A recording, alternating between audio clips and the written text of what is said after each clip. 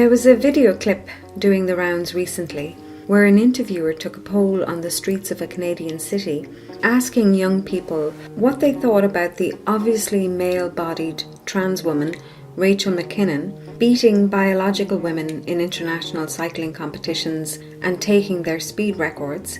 And it was very surprising to see that almost to a person the youth responded, sometimes nervously it has to be said, by saying what is now considered the right thing to say, the only acceptable truth, that is, that McKinnon is in fact a female and that they should be allowed to compete as they identify.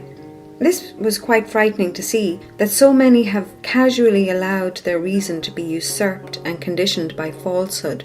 Because McKinnon is not a female. They may be a trans woman, they may identify as a woman, but they are a male-bodied person. So in general, I think that the bad news is that things are going to get worse.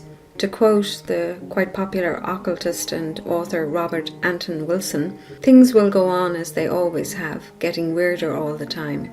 Things will get worse because although right now there is some balance from the adults in the room who remember history and the reality of things as they are, those adults will get older and die or become disinterested or withdraw into later life contemplations about inevitable suffering, old age and death, which will naturally absorb them.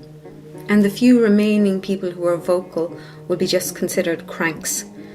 Those adults will be quickly replaced by the people who are young now and in third level education, or being indoctrinated in schools by those fresh out of third level education, educators who are keen to take on the newest theories which have been ladled out to them at conferences by progressive psychologist types. The young adults in universities now are being cultivated by academics who have been taken in completely by deconstructionist postmodern ideologies. Moral relativism, cultural relativism, the destruction of the literary canon, the dehumanization of the very being, these are quite commonplace accepted ways of thinking now. Atheism, for example, is the only acceptable or respectable mode of intellectual existence, even though atheism is very much a faith-based and unquestioning belief system. At least agnostics are more scrupulous and honest in that they accept that some things are unknown, perhaps even unknowable.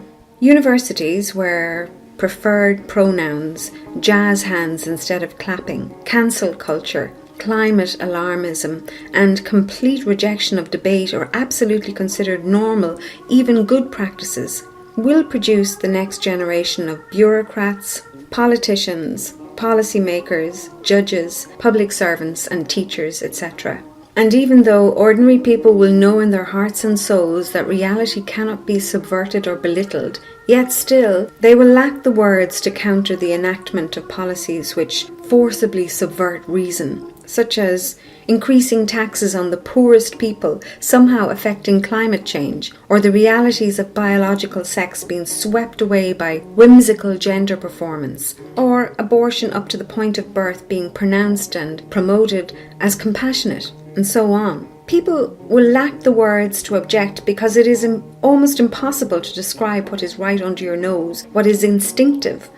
But there are a million words to thwart and condescend to reason. Smashing things down is so much easier than building things up. Already the anomalies pile up. Crimes, such as rape committed with a penis, are being recorded in the UK as of now as being committed by a woman.